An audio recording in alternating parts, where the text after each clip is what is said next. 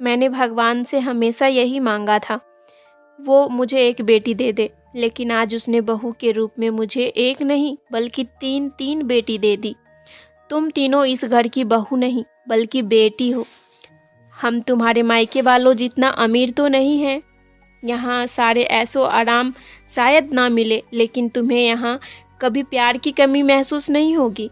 माँ जी, आपने हमें इतनी बड़ी बात बोल दी, हमारे लिए यही काफ़ी है। हमें बस आपका प्यार आशीर्वाद चाहिए, इसके अलावा हमें कुछ नहीं चाहिए।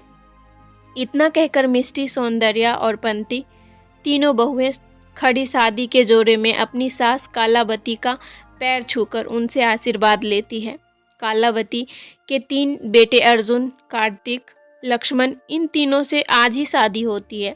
सौंदर्या, पंती और मिष्टी तीनों बहुत बड़े परिवार की बेटियां थीं, लेकिन अर्जुन, कार्तिक, लक्ष्मण तीनों ही गरीब होते हैं।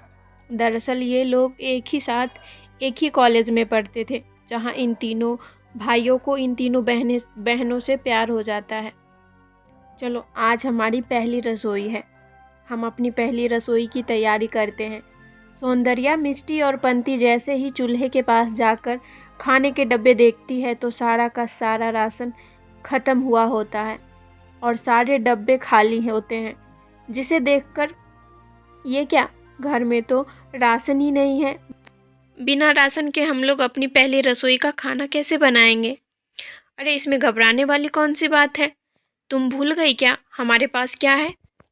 पंती के इतना बोलते ही सौंदर्या, मिष्टी और पंती तीनों एक जादू करती है। उनके हाथों से एक सुनहरी चमकदार रोशनी निकलती है, जिसके चलते सारे रखे हुए राशन के खाली डब्बे राशन से भर जाते हैं। चलो, अब राशन तो भर गया, अब हम जल्दी से अपनी पहली रसोई का खाना बनाते हैं।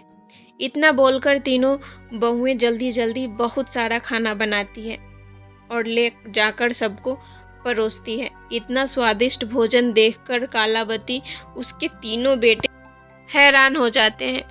बहू, घर में तो राशन कब का ख़त्म हो गया था, तो तुम तीनों यह खाना कैसे बनाया?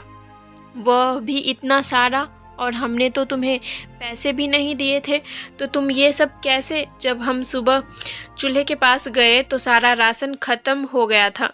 हमने बाहर से राशन मंगवाया, हमारे पास पैसे थे माँ जी। लेकिन बहू, तुमने राशन क्यों मंगवाया? यह सब अच्छा थोड़ी ना लगता है। माँ जी, आपने ही तो कहा था कि हम इस घर की बहू नहीं बल्कि बेटियां हैं। अब बेटियां अपने परिवार के लिए नहीं करेगी तो किसके लिए करेगी? इतना बोलकर सौंदर्या बात को संभाल लेती है और ऐसे ही समय गुजरता रहता है। तीनों बहुएं अपने जादू से घर के सारे काम झटपट कर लेती है और घर में कभी किसी चीज़ की ज़रूरत पड़ती तो वो अपने जादू से उस चीज़ को ले आती, चाहे वो राशन हो या कपड़े हो या घर का कोई सामान।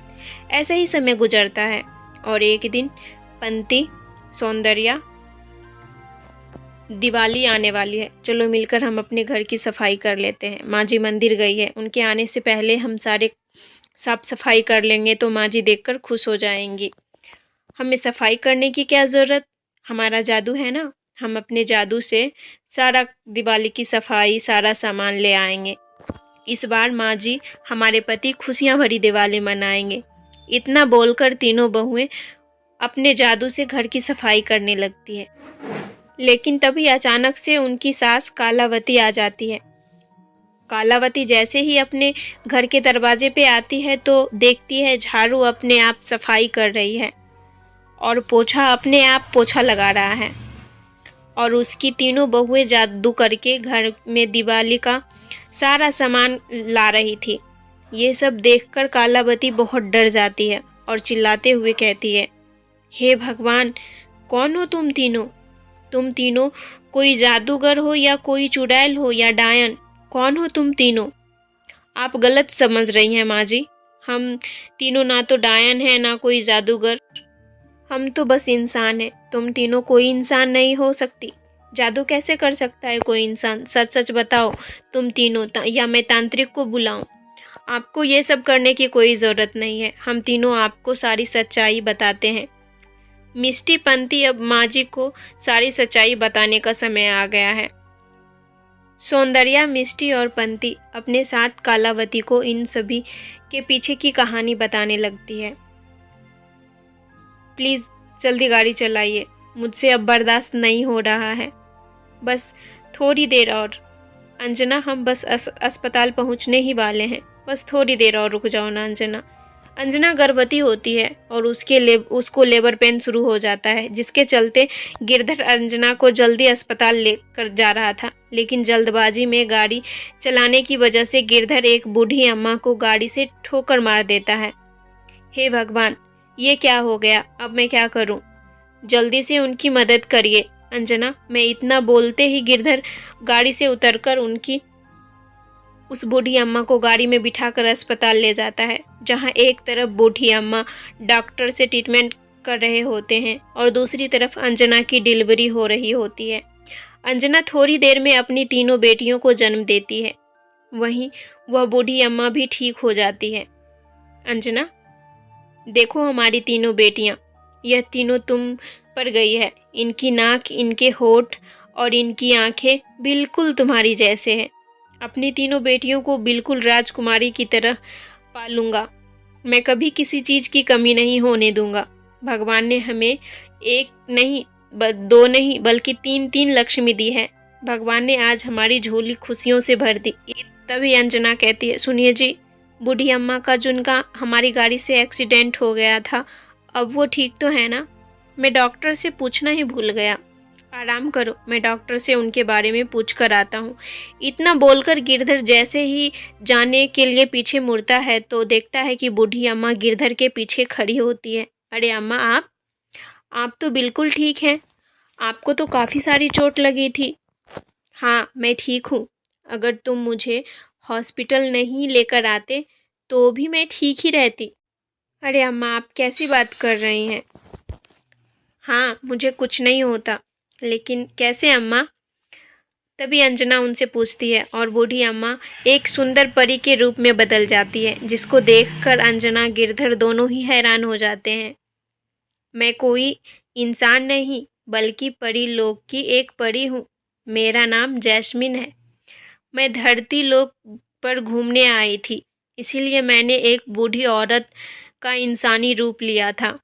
तुम्हारी पत्नी गर्भवती थी, लेकिन तुमने मुझ घायल की मदद की और मुझे अस्पताल लेकर आए। तुम चाहे तो वहीं छोड़ कर जा सकते थे, लेकिन तुमने ऐसा नहीं किया। तुम्हारी इस दरिया दिली से यह साबित होता है कि आज भी लोगों के अंदर इंसानियत है।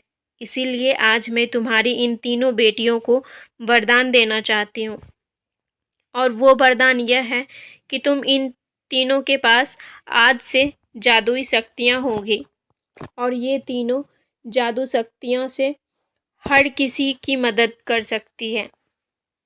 इतना बोलकर वो परी अपनी जादुई छड़ी से उन तीनों बच्चियों पर जादू करती है और वहाँ से चली जाती है। जिसके बाद वो तीनों बच्चों के पास जादुई शक्ति होती है।